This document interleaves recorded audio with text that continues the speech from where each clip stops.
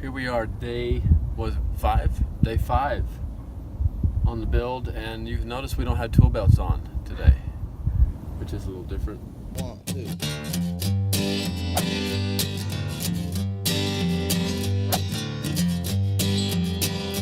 We had to wait for some materials. We had like a half a day that we had to kill, so we went to Eugene and we asked around and we figured out that there was this really cool mountain called Spencer's Butte.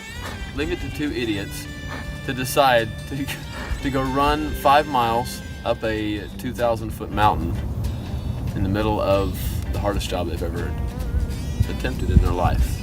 It was a really fast climb. In other words, we were sucking wind within the first minute because the air is just so thin out there anyways.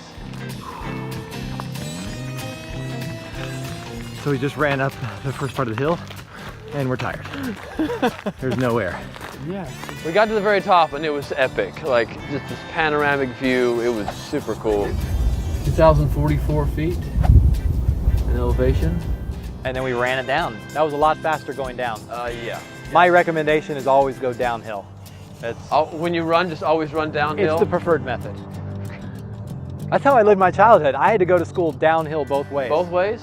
Barefoot, yeah. No less. In like California weather, 70 degrees. It was a rough life. That's horrifying, man. I feel for you. Yeah. Really do. Yeah.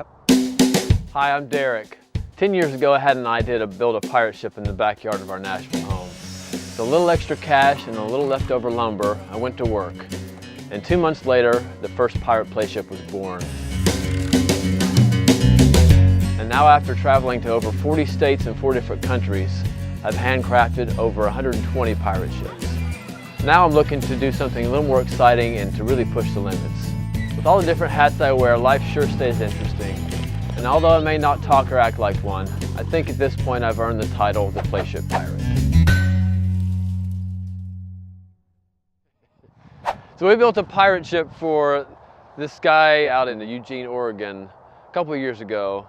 And when we first went out there, he was like, guys, I want you to come back one day and maybe build a treehouse, a cabin, just something cool. This guy had acres and acres of land out in the Oregon wilderness, and it was just one of the coolest places, up on a mountain. And you were thinking a little treehouse like this. You know. Oh yeah, no, he said off in the distance, there's some trees there. And I'm thinking, I thought it would be a fun treehouse for the kids. Really, it was supposed to be a 2-story thing. Yeah, I mean, there was a main It deck turned and into a 3-story anyways. It grew crazy from that point. On the trip out, you got to play your Nintendo thing with that guy, remember, on the plane? Well, I always have to get my nerd on. I mean, anywhere I go, I have to pacify me. It's like my binky, but for my hands. You found a buddy on the plane that we sat next to was like all into it. Oh, that's right. Yeah. We shared the binky. Yeah. You guys were rocking That's weird too. rocking the Mario Brothers. Yeah. We've known each other since we were... Do we do a high five? Since we were 10 or 11. He's a year older than me, so he always got to do everything before me.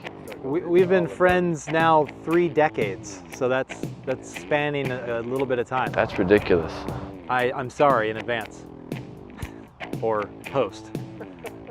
Whatever. I'm sorry. You're apologizing for being my friend for 30 years? No, just a terrible one.